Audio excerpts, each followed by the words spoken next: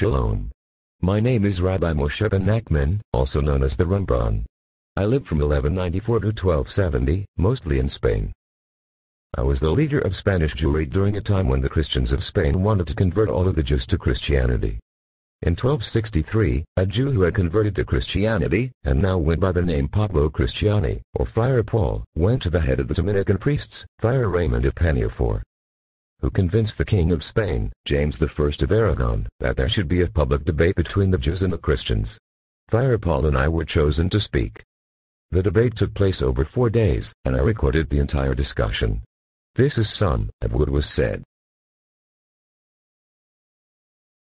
Your Majesty, I shall do as you commanded, and participate in this debate, if you and Friar Raymond give me permission to speak freely.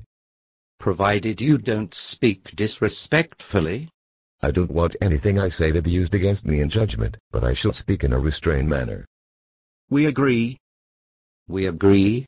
We agree. There are very many points on which the non-Jews and the Jews debate, many of which are not related to the fundamentals of faith. In this esteemed gathering, I wish only to debate the issues at the core of our disagreements. You are correct. We will debate only 3 points. 1. Has the Messiah already come, as the Christians say, or is he still to come, as the Jews believe? 2. Is the Messiah actually God, or is he a flesh and blood man born of man and woman? 3. Do the Jews keep the true Torah, or the Christians? I will prove from your Talmud that the Messiah about whom the prophets spoke, has already come. Before we debate that, please explain to me how that is possible. Do you mean to say that the sages of the Talmud believed that Jesus was the Messiah? The sages you quote lived long after Jesus died. Rabbi Akiva lived over 100 years later, and the Talmud was finished over 500 years after he died. If they believed in Jesus and what he taught, why didn't they do what Friar Paul did and convert to Christianity? They lived and died as Jews like me. Them, their children and their students. They are the ones who taught us the religion of Moses. Are you telling me that Friar Paul understands their words better than they did themselves? This is a long-winded way of trying to avoid the debate. But listen to what I have to say. But this is a clear proof that he won't say anything worthwhile. Nevertheless, I will listen, because this is the will of His Majesty the King. In Genesis chapter 49 verse 10 it says, "The scepter will not depart from Judah, nor the lawgiver from his descendants, until Shiloh comes," and this refers to the Messiah. The prophet is saying that Judah, the Jewish people, will always have a king until the coming of the Messiah. Today, the Jewish people don't have a king, so it must be that the Messiah came. What the prophet meant is that whenever the Jewish people will have a monarchy, Judah is fitting to be the king.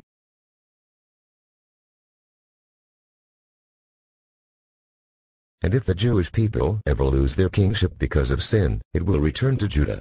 In other words, out of all of the Jewish tribes, Judah is the royal tribe forever. The proof for this is that for many years before Jesus, the Jewish people, and the tribe of Judah, had lost the kingship. For 70 years after the first temple, they were in exile. During the time, the Jewish people had no kings at all, and for most of the second temple, there were kings from Judah for only a few years. So the fact that we don't have a king doesn't mean the Messiah hasn't come. When he does, Jewish kings will again be from the tribe of Judah. The problem here is that you don't understand any of the laws or rules, you just know a few stories that you taught yourself.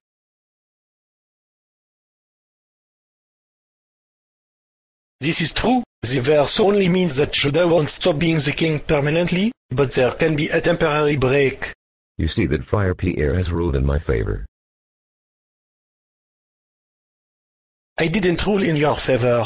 70 years of the Babylonian exile is a short time, but now it has been more than 1,000 years. That's not a temporary break.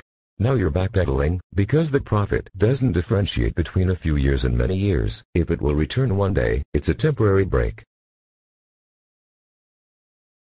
In another place in the Talmud it says, "There was a Jew plowing his field in the time of the temple, an Arab came and said, "Jew, stop plowing, your temple has been destroyed." In grief and mourning, the Jew unharnessed his animals. The Arab came round later and said, "Jew, harness you animals, your Messiah has been born."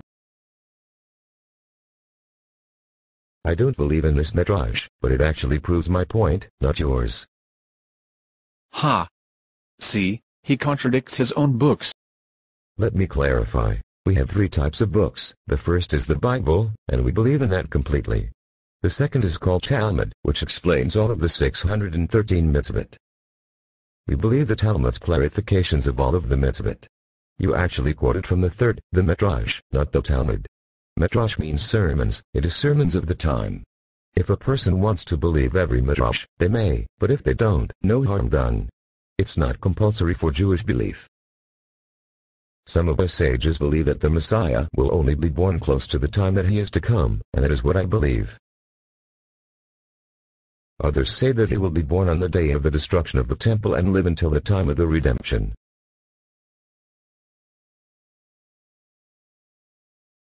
Either way, it supports my argument, not yours, because even if you say he was born at the time of the destruction, that is 70 years after you believe that Jesus died. Him, as the king's judge, I must point out that the argument here isn't whether Jesus is the Messiah, but whether the Messiah has come or not, and now you say that he has come. You want to be devious about this, but I'll answer you. The Midrash didn't say that the Messiah came, only that he was born. Moses was not the Redeemer on the day on which he was born, but on the day that he came to Pharaoh at God's command and demanded freedom for God's people. Similarly, the coming of the Messiah will be when he fulfills his appointed role, and until the time, he isn't actually the Messiah at all. My personal opinion is that either this Midrash isn't true, or that it has a secret meaning. Wait, if he was born on the day of the destruction of the temple, which was more than 1,000 years ago, and he hasn't come, how could he come? People don't live that long. Your Majesty, the original conditions of the debate stipulated that I wouldn't debate with you and that you wouldn't get involved. Nevertheless, you asked a good question. We all agree that Adam lived almost 1,000 years, and only died because he sinned, and we all agree that in the times of the Messiah that punishment will be lifted for everyone. It follows that the Messiah himself won't be cursed with death, and will be able to live forever. He would also be present in the Garden of Eden, as Adam was before the sin. Moving on, in Isaiah chapter 52 it speaks about the death of the Messiah, and says that he will be handed over to his enemies, just like what happened to Jesus. Do you believe that that part of the Bible is speaking about the Messiah? No. The true meaning of that chapter is that it is speaking about the Jewish people as a whole. I can show you from your own books that your rabbis say it is speaking about the Messiah. True, there are rabbis in the Midrash who interpret part of that section as referring to the Messiah, but they never said that he would be handed over to his enemies. You will not find in any Jewish book, not the Talmud or the Midrash, that the Messiah descended from King David will be killed or handed over to his enemies. If you would like, I will explain that entire section of the Torah clearly and well. I guess no one wants to hear it. To clarify, do you agree that when the Messiah comes, the curse of Adam will be lifted? Yes, but not as far as physical death goes. What it actually means is that since Adam, everyone would go to hell as punishment for eating from the tree.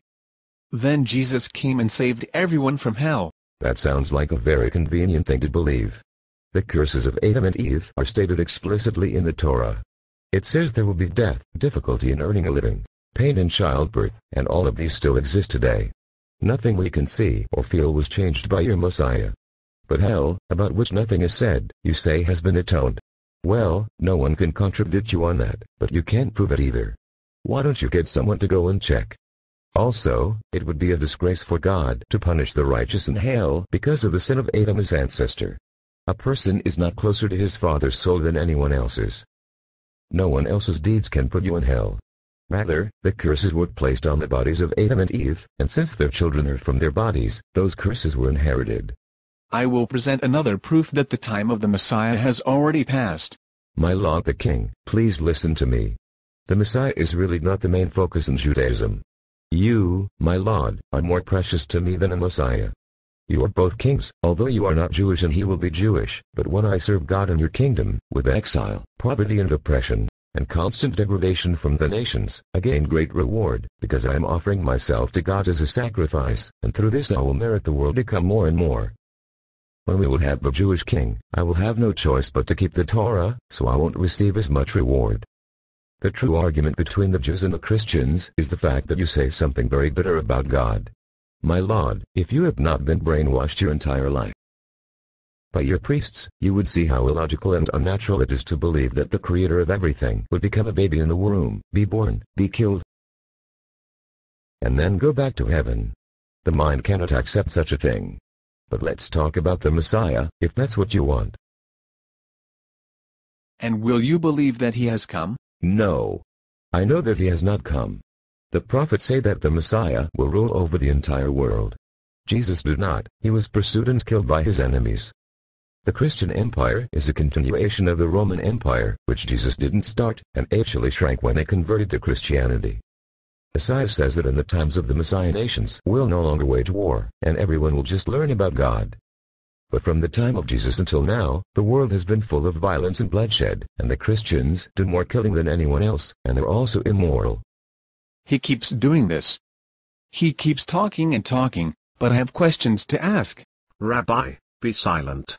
He is the one asking the questions.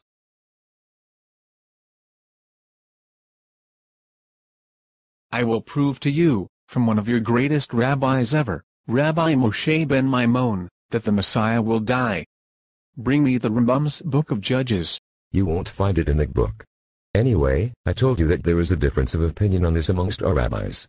As it happens, I agree with the Rambam. The only real difference between like now and the times of the Messiah will be Jewish independence. It doesn't seem to be in this book. This is what it says in the book he brought. The King Messiah will rebuild the temple and gather the Jews into Israel from around the world. The man who wrote that book is a liar. Until now he was a great rabbi, now he's a liar. Be silent, friar. It is not appropriate to disgrace the rabbis. The Ramban is not lying. I can prove everything he says from the Torah and the prophets. Jesus simply didn't fulfill the requirements for the Messiah. He did not build the temple, and did not bring a single Jew to Israel. Towards the end of the Torah it says, in Deuteronomy 30, 1-7, it will be that when all of these things come upon you, the blessing and the curse, eventually God will curse your enemies, those who hate you, and those who pursue you. When it says your enemies it means the Christians, and those who hate you are the Muslims. That's enough for today. Your Majesty, I was told by many people to stop debating. The Jews had been threatened by priests and Christians, and I have been warned by senior priests to stop. They only allowed me to continue because your request did it. I agree to continue, but it's only fair that I should get to ask questions for one day, because Friar Paul had 3 days. Answer his questions. Do you agree that the Messiah is completely man, and also completely God? We said we'd first resolve the issue of whether the Messiah came. Did we? I deflected all of your proofs.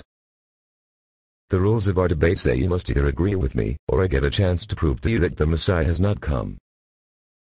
The rabbi is correct. Forget about that. Answer his questions. The Messiah will come and be a human being, born from a man and woman like me, and it will be descended from King David. You mentioned at the beginning that the Messiah is called Sholo. This comes from the word Shelia, which means an embryonic sac, that is a human son. Your Medrash says that the Messiah will be a human form of God. In Leviticus 26:12, God says, I will walk amongst you, and the Medrash says, to give a metaphor, God will walk in the Garden of Eden with the righteous and say, don't be afraid of me, I'm like you. But they will still have reverence for him. You see, it says God is like them. That means that God will be in the form of a human being. Or for someone who does not know anything and thinks they are a wise expert. Were you not concentrating? The Medrash started by saying that was a metaphor. You are not supposed to take it literally. It means in the world to come, all of the righteous will have a clear prophecy like Moses did, and they will not be paralyzed by fear. That's what I'm like you means, not that God will look the same as human beings. That's ridiculous. The debate is officially over. That Shabbat, the king came to my shul to speak, and told everyone in shul that Jesus was the Messiah. I replied that the king is a great leader and he speaks wonderfully, but not truthfully. I showed with crystal clarity that he was incorrect. One point I made is that all of the reasons he told us, didn't Jesus himself say these things? Jesus tried to convince our forefathers, and they didn't believe him. Wouldn't he have been even more convincing than the king, especially since they say he is God? If our ancestors, who knew him, did not believe in him, then we certainly should not. How can we listen to priests who never knew him, but only read testimonies written by other people who also never knew him? The king met with me privately, and we had a very nice talk. Rabbi, I believe you are wrong. But I have never seen anyone in the wrong speak their case as well as you did. Return to your city in life and peace, and take these 300 gold coins. Take care of yourself, I care about you a great deal. Thank you, Your Majesty. May you reign for many more years with wisdom, goodness and peace.